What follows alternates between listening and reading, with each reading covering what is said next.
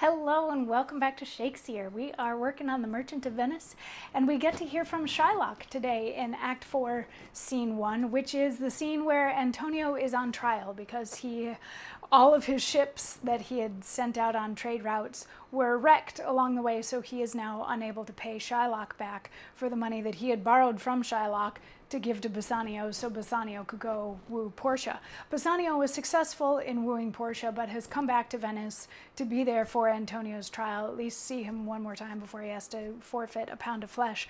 Portia and Nerissa are on their way to Venice dressed as men, and we'll see where that goes a little bit later.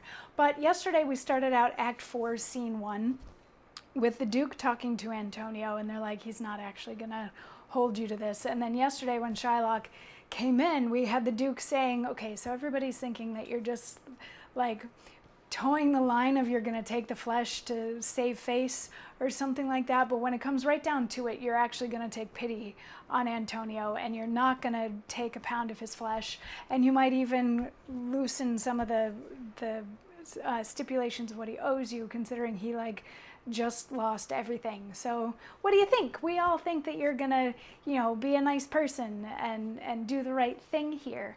And Shylock says, I have possessed your grace of what I purpose, and by our holy Sabbath have I sworn to have the due and forfeit of my bond.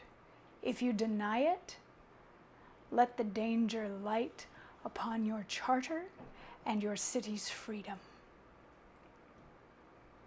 You'll ask me why I rather choose to have a weight of carrion flesh than to receive 3,000 ducats.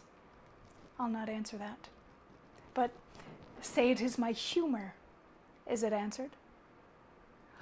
What if my house be troubled with a rat, and I be pleased to give 10,000 ducats to have it banned? What? Are you answered yet? Some men there are love not a gaping pig. Some that are mad if they behold a cat, and others, when the bagpipe sings in the nose, cannot contain their urine for affection. Masters of passion sways it to the mood of what it likes or loathes. Now for your answer.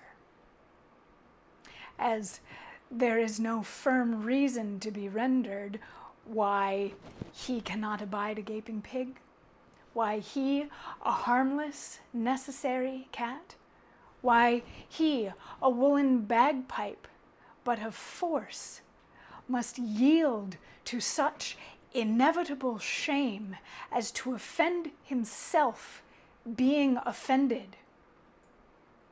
So can I give no reason, nor I will not, more than a lodged hate and a certain loathing I bear Antonio, that I will follow thus a losing suit against him. Are you answered? So this one kind of gives me the chills. What he's saying is, no, he wants the pound of flesh, and he shouldn't have to give a reason for it any more than somebody who doesn't like to eat pork, or somebody who's afraid of cats, or somebody who doesn't like bagpipes. The thing is, all of these people having to put up and tolerate those things, put up with and tolerate those things, the same way that Shylock has to put up with and tolerate Antonio, it's an affront to the person who is offended by these things to not be able to say anything about it. And what Shylock is saying here is, I hate Antonio. I have hated him for a long time. And we know from earlier in the play that he's probably justified in this hatred. Antonio has said horrible things about him, about Shylock, to all of the other merchants, and has made it difficult for Shylock to do business. And granted, some of what Shylock is doing was probably illegal in charging interest on his loans. But Antonio has mocked him in the streets, made fun of his religion, has just been awful to Shylock. For years, on a personal and a professional basis. So Shylock now hates Antonio. And the fact that they are asking Shylock to be merciful is an affront to Shylock's right to hate Antonio. So he's like, I don't even have to answer why I would prefer to take this pound of flesh than the money. I want the pound of flesh, and this is what the law owes me. This is what the law says I am due. This is what the law says I have a right to. So I want it. It's a lot. It's a lot. It's a very big speech that makes some very salient points and gives us another little look into what Shylock's existence in Venice has been, that it has taken him to this point. And Bassanio pipes up, because of course he's there, and he's like, you're just being mean. And Shylock is like, no, I'm asking for what's due to me, what my rights are. And they're like, you're just being, why would you do this? Why would you do this? And he's like, really? Do you want to poke the bear? Now, you want to provoke me to be even worse than you think I'm being right now?